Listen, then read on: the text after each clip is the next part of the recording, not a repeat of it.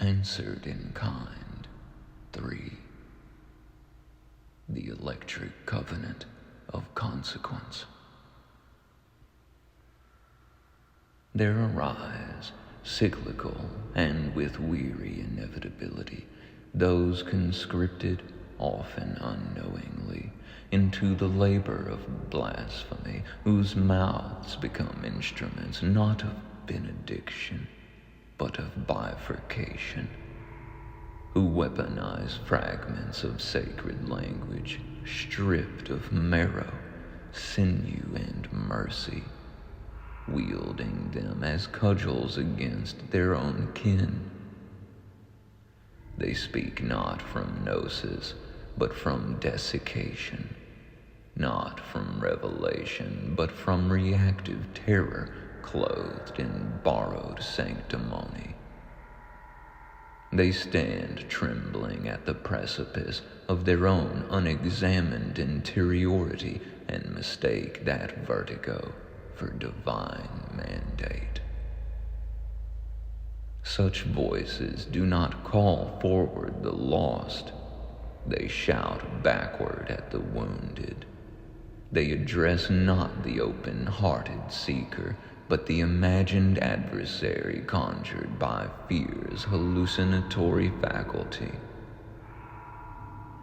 They bellow moral proclamations into the void with clenched jaws and dilated pupils, perceiving threat wherever complexity approaches, for complexity dissolves illusion, and illusion has become their refuge. Their virtue, thus pressurized, curdles into vigilance. Their devotion, thus unintegrated, accretes into surveillance.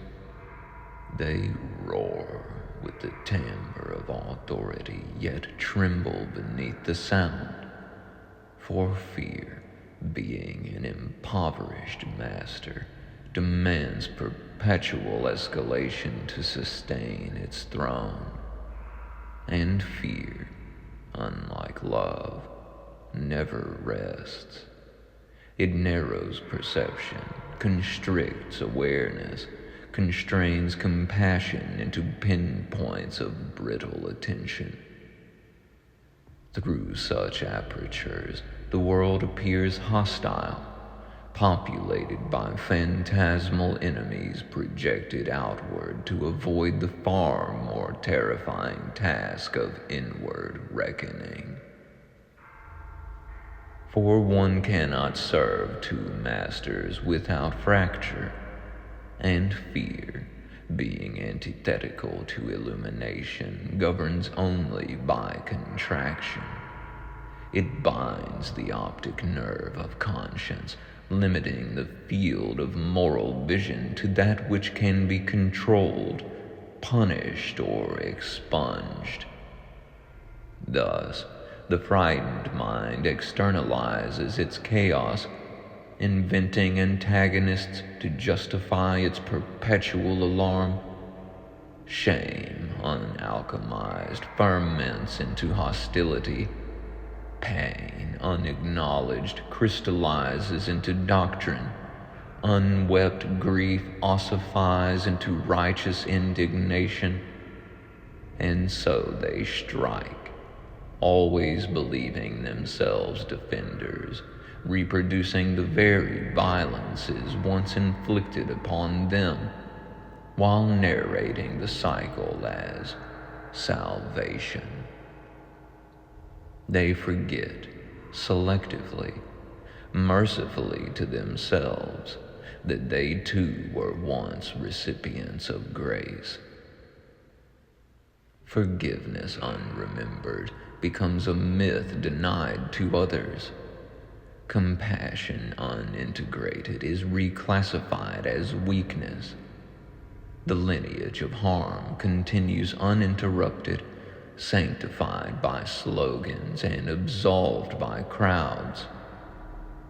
These are our beloved siblings, estranged not by malice but by miseducation, who for millennia have forfeited peace in the frantic attempt to secure it through domination.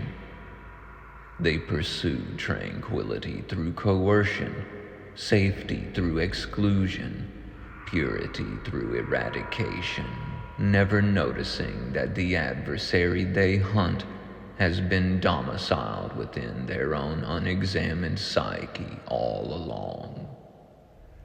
Conditioned to displace accountability, they mistake projection for discernment and persecution for protection, never failing to ignore the question, when has cruelty ever equated healing? Thus they clutch the electric lattice of control, gripping sovereignty not their own, with such desperation that the shock becomes normalized, even identified with. The pain ceases to signal danger and instead becomes identity. The current becomes proof of righteousness. To release the wire would feel like annihilation, for the nervous system, habituated to agony, confuses relief with death. Drop, then, I say, the tattered vestments of fear. O bearers of filtered luminosity, relinquish the armor of perpetual vigilance. You have wandered long enough in umbral corridors, teeth chattering not from cold but from vigilance mistaken as virtue. Peace does not emerge from clenched fists. Healing does not emanate from constriction. A closed hand neither blesses nor receives. Free will, inviolate and sacrosanct, cannot be coerced into wisdom, and those who refuse the offered hand must encounter the pedagogy of consequence unaided. For intervention without consent transmutes compassion into complicity. One cannot absorb the karmic density of another's grasp without incurring harm when they refuse to unclench. Sovereignty violated rebounds inexorably upon the violator. For would you wish your free will to be violated? With all of the divine love of my being, I should say not. Those who infringe upon the freedoms of others enter the lightning field by their own volition. They grasp, not knowing they grasp, screaming accusations at those they ensnare, unaware that the pain coursing through them is self-generated, self-maintained, self-justified. They confuse mercy with threat, liberation with annihilation, gentleness with weakness, because gentleness would require vulnerability, and vulnerability would dissolve the identity forged in their suffering. When vulnerability is not weakness, it is an invitation to be met as you truly are. Their unexamined pain fossilizes into ontology. Their trauma, left uninterrogated, becomes theology. Any attempt to dislodge it is experienced as existential threat. Thus they defend their wounds as sacred relics, bleeding their life force in torrents of ferocious emotional expenditure, mistaking exhaustion for devotion and strife for love. They drain themselves to husks while proclaiming vitality. God help them.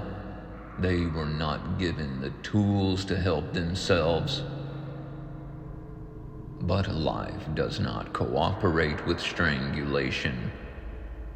If a faith engenders cruelty, it has forfeited its claim to transcendence.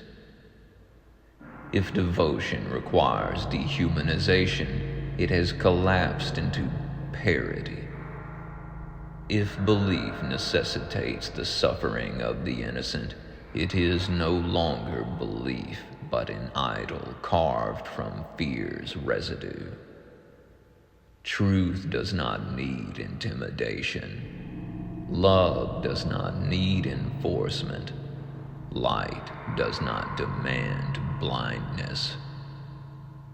And so the work completes itself without force, without spectacle.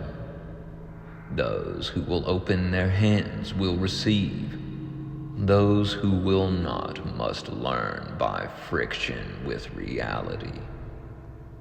Free will is honored even unto self-crucifixion, for coercion cannot birth awakening. The electric fence remains unmoved. The current remains impartial. The invitation remains open. And all things, inexorably, are answered in kind. Praise love and pass the compassion. Yeah.